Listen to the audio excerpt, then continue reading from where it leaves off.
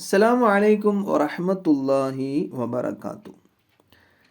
നമ്മൾ എങ്ങനെ വിടുവായത്തങ്ങനെ പറയും? വിടുവായത്ത് എന്ന് പറയും വെറുതെ ഓരോന്നങ്ങനെ പൊള്ളത്തരങ്ങൾ അങ്ങനെ പറയും. പിന്നെ ഫിത്ന ഉണ്ടാക്കുന്ന മോശം പ്രവർത്തിക്കുന്ന ഒരാളാകും. ഇതൊക്കെ ഒരു സ്വപ്നത്തിൻ്റെ വ്യാഖ്യാനമാണ്. അത് ഏത് സ്വപ്നം കണ്ടാലാണ് ഇങ്ങനെയുള്ള വ്യാഖ്യാനം വരുന്നത്? നമ്മൾ ചിലപ്പോൾ ചില വിഷയങ്ങളുമായിട്ട് ബന്ധപ്പെട്ടുമ്പോൾ ചിലപ്പോൾ ഇതിനെക്കുറിച്ചിട്ടൊക്കെ പറഞ്ഞിട്ടുണ്ടാവാം.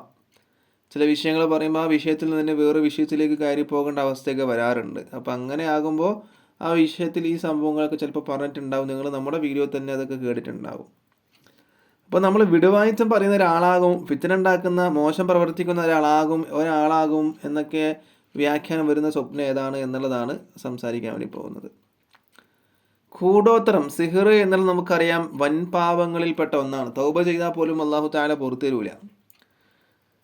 അപ്പോൾ സിഹർ, കൂടോത്രം അങ്ങനെയൊക്കെ ചെയ്യുന്ന ആളുകളുണ്ട്. മുസ്ലിങ്ങളിൽപ്പെട്ട ആളുകൾ തന്നെയുണ്ട്. മുസ്ലിങ്ങളിൽപ്പെട്ട പണ്ഡിതന്മാരും ചില പണ്ഡിതന്മാർ ചെയ്യുന്നുണ്ട് സിഹറൊക്കെ.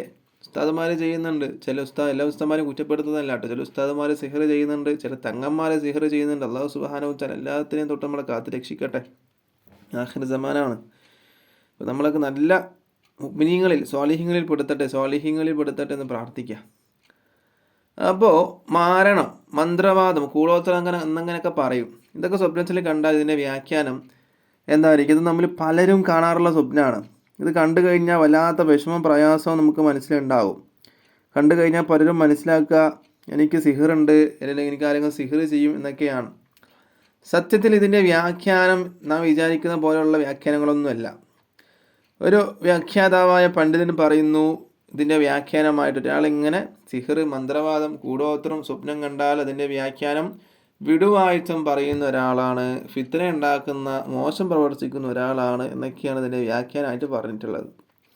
എങ്കിലും ഇതിൽ വലിയ സന്തോഷങ്ങൾ കണ്ടെത്താനുള്ള വ്യാഖ്യാനമൊന്നും അല്ല ഉള്ളത് അല്ലേ. ഫിത്ന ഉണ്ടാക്കുന്ന മോശം പ്രവർത്തിക്കുന്ന ഒരാളെന്നൊക്കെ പറയുമ്പോൾ സന്തോഷിക്കേണ്ട വ്യാഖ്യാനങ്ങളൊന്നുമല്ല. ഇൻഷാ അല്ലാഹ്. അപ്പോൾ അടുത്ത വീഡിയോ ആയിട്ട് വീണ്ടും കാണാം. അല്ലാഹു തആല തൗഫീഖ് നൽകട്ടെ. അസ്സലാമു അലൈക്കും വറഹ്മത്തുള്ളാഹി വബറകാതുഹു.